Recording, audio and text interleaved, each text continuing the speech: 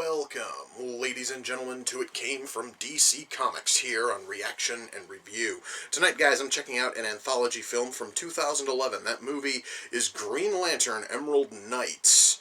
Now, I'm going to tell you guys, I do have high hopes on this one because I am a Green Lantern fan. Not only that, but this is also one of the few DC films where I probably will not be bitching about runtime. You see, normally when Warner Brothers and DC Comics pump out one of these animated films, they usually keep the runtime around an hour and 12 minutes or so, hour and 12 to an hour and 15. This movie's an hour and 24 minutes. This is probably the longest direct-to-video DC animated film, not counting when they took their two Dark Knight Returns films and stitched it into a 2.5-hour flick. This is the longest single film put out as part of this direct-to-video series. And as far as I know, at least according to the back, it has 6 different Green Lantern stories. That sounds amazing. And I have the highest possible hopes on this thing being decent. But the only way, guys, I'm going to find out is if I shut up and I push play. And I'm going to do that right now. So, without further ado, it's time to kick back, relax, and check out Green Lantern Emerald Knights. So I just got to witness the very first thing ever made from a Green Lantern's power. The very first construct. That was fucking awesome.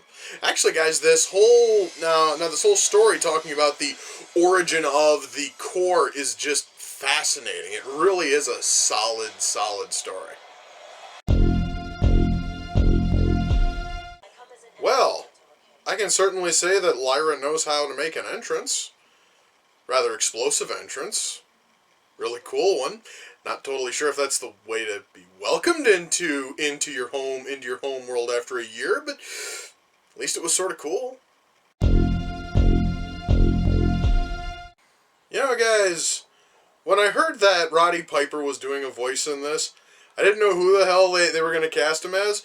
They cast him as Bolfunga. That casting choice is fucking perfect, man. I'm loving this. Atrocitus predicted the War of Light and told Abin Sur about it. Fascinating. That's incredibly fucking cool, guys. Really is. That is fucking badass. Well, guys, that was Green Lantern Emerald Knights. Let me shut that off. Okay, so what to really say about this one? Well, I have done a whole lot of these sorts of films in the past. I'm not talking about the direct-to-video DC films, that's kind of obvious. But I have done a whole lot, I've also done a lot of anthology films for this series, and one thing I've learned watching all of those is that your best anthology films are the ones that are able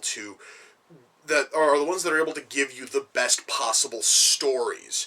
And where certain ones are normally really strong, I'm talking stuff like VHS was really strong, -1 story. ABCs of Death was kind of sort of like a 50-50 mix of halfway decent and completely shit. This film is wall-to-wall awesome. Every single story is incredibly strong.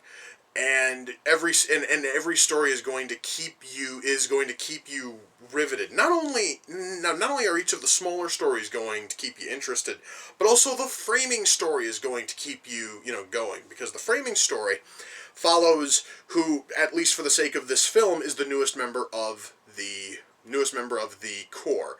Regia. She is so fresh, she hasn't even gone through boot camp yet. So she must have just gotten the fucking ring. And there's a massive threat which is threatening to take out not only the Corps but also their home planet, or rather their home base planet, Oa. So as they are flying towards the sun, where this threat is coming from, Hal is able to tell her stories about the history of the, Corps, and that's where our 6 stories come from, are all the different stories about different members of the, Corps, both past and present. So you get to hear about the very first members of the, Corps, the very first days of the Green Lantern Corps. You get to hear about Abin Sur as he fights against Atrocitus. You get to hear all these different stories. Every story is incredibly strong. It's very well fucking written. I'm actually trying to think if there was any story that felt kind of lacking, and there really wasn't one. Every story here is every story is able to hold is able to hold its own here, and that is what you're looking for when you're making a good anthology film. Is you want every story to be incredibly strong, and goddamn it, we got that here. So yeah, guys, this thing does not fail in terms of our stories, and our framing story is even great because naturally the final act of the film is this big threat which is popping out of the sun, which is Krona, squaring off against the entire Green Lantern Corps, and that fight is nothing short of amazing. Our writing here, guys, is far better than the previous Lantern film I saw, which was Green Lantern First Flight. I really liked First Flight. I like the writing in this thing a hell of a lot more.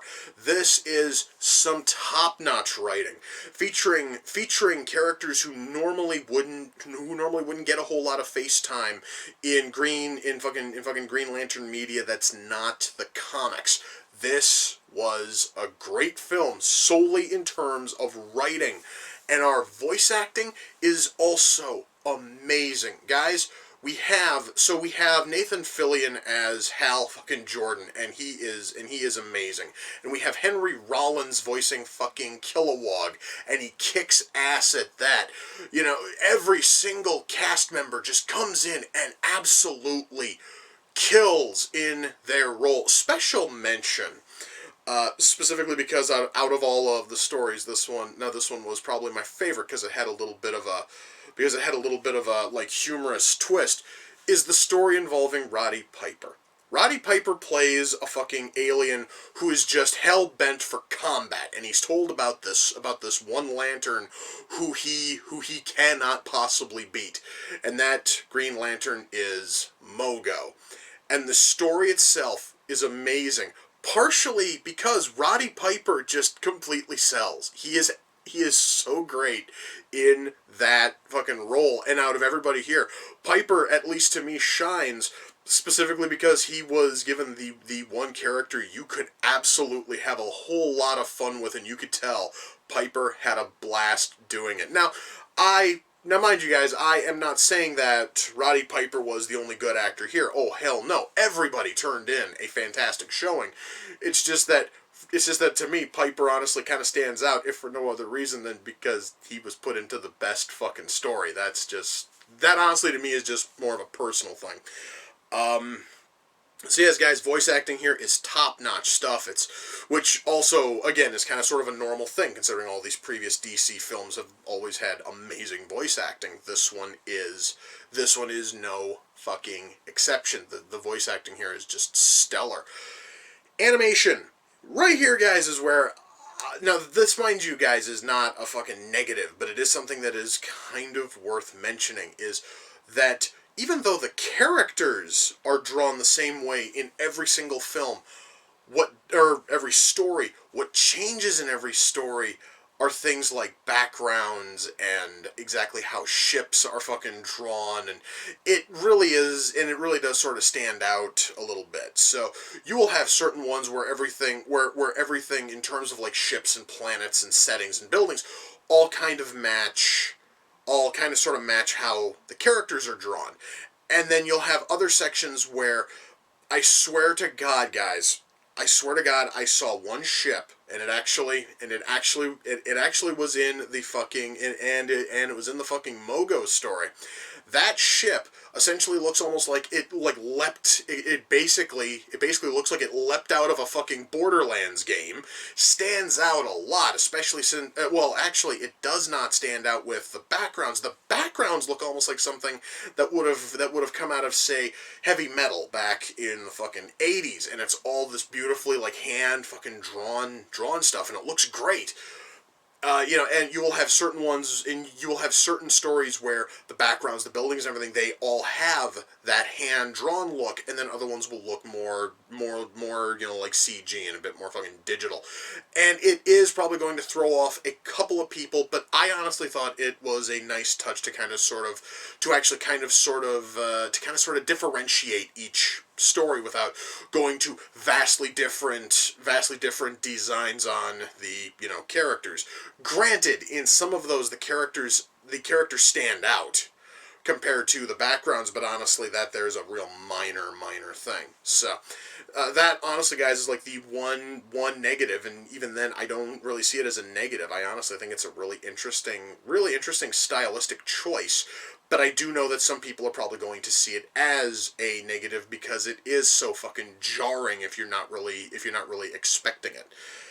So, beyond that though, guys, animation here is tight. Everything here in terms of animation is tight, including honestly things like spaceships and all that, minus the one that literally looks like a graphical asset from, say, again, Borderlands. That thing there stands out, and it stands out a lot. However, though, it still looks sort of cool, and it does kind of blend in with the rest of the background, so I'm not going to complain too much.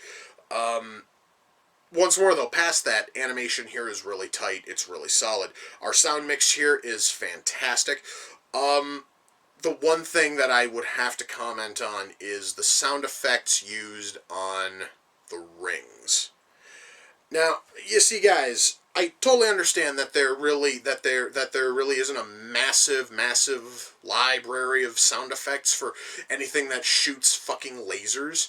But is there a reason why you needed to use the exact same special effect for every single goddamn thing the ring does? Honest to fucking God. And the thing that stands out about it is it's one of the sound effects that was used on Captain Planet for the fucking rings, and it stands out. And it's very noticeable to me. But when I say that it's the same sound used for everything, guys, from making shields or firing or just simply firing a beam directly from the fucking ring, or forming fucking weapons, any of that, it all uses the exact same sound effect, and they do not bother to change the pitch of it at all. And it's going to get incredibly grating when you have a film whose cast is made up entirely of people who have to use their fucking rings as a basic weapon. If there's any one issue I have, it's that they didn't bother to do anything different with the sounds. They did not bother to do any sort of like pitch shifting. They didn't do any kind of like alterations on rings where perhaps honestly somebody who's smaller and is wielding a smaller ring would perhaps have a slightly different sound from, say, Mogo, a living planet, firing off his, but no, those have the exact same sound effect to them with literally no fucking alteration, and it sounds incredibly weird, and it just gets kind of grating, especially in the final in the final battle sequences. Awesome as the sequence was, to have 50, 75, 100 plus lanterns all firing their fucking rings at the same time and hearing the exact same sound effect blast out of every single fucking ring, it just doesn't sound right to me. Now, again, that right there is a minor fucking nothing, and most people are not going to care about that. But it is something that I kind of felt had to be mentioned. Alright, because it probably is going to bother somebody, and it did bother me a little bit. In fact, it bothered me enough that I felt the urge to mention it here. Is there anything else to really talk about? Color work here is done very, very, very well. I'm trying to think if there's anything else to really talk about. The music here is stellar, but then again, that there's kind of sort of a given because of the fact that all of these direct-to-video DC films usually have really awesome music in them. Ultimately, guys, when all is said and done, I'm able to recommend Green Lantern. Alright, that was my pen. Don't worry about that. Anyway, when all is said and done, I'm able to recommend Green Lantern Emerald Knights. You betcha. This movie is fucking amazing. I can easily say this is probably the best Green Lantern movie made, period. It is better. It is better than the live action film. It's better, and it's better than First Flight. This thing is... Okay, and now my phone's going off. Who cares? This thing is by far the best Green Lantern movie you can fucking buy. I can definitely recommend it. I cannot recommend it highly enough. This movie is absolutely awesome. And if you guys have not seen it, please, guys, find it. I mean, go in, find it, rent it, watch it. It might even be on Netflix. I'm not totally sure, but if it is, by all means, check it out. It's totally worth seeing. Now, Green Lantern Emerald Knights came off the Amazon wish list. The person who sent it in was Kari, and if you guys could please swing over to Kari's it is Kari's Let's Play channel.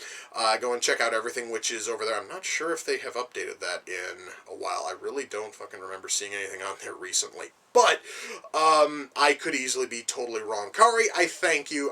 I was really curious about this film. I've been curious about it for a long time.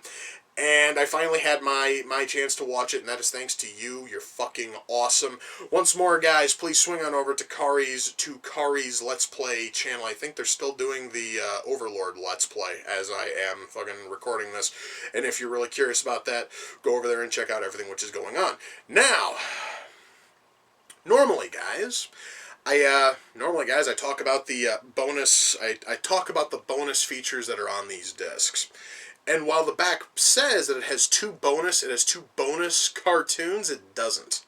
It has one, because the other one, instead of it being a full-length episode, it's like it is. I actually watched it before I started filming. It's a 2-minute clip that has basically been edited to work as a fucking commercial to purchase Batman the Brave and the Bold on DVD, and it wasn't even a real interesting 2 minutes. But there actually is still that other episode on here. I probably am going to have to give that a watch. Plus, there's also a whole lot of like documentaries on here, specifically about Green fucking Lantern and the Corps. I'm gonna totally give those a watch as well, and who knows, guys, perhaps honestly after I'm done watching all that, I might actually go and grab my copies of First Flight and the fucking live-action movie, and I will give those a watch. I actually was kind of interested in watching the live-action movie, because the first thing you see when you pop this thing in is a trailer for the live-action movie. So yeah, I am going to go and watch all of that, and with that, we come to the close of this episode of Reaction and Review. Until next time, ladies and gentlemen, take care, and I will see you all in the near future. Peace.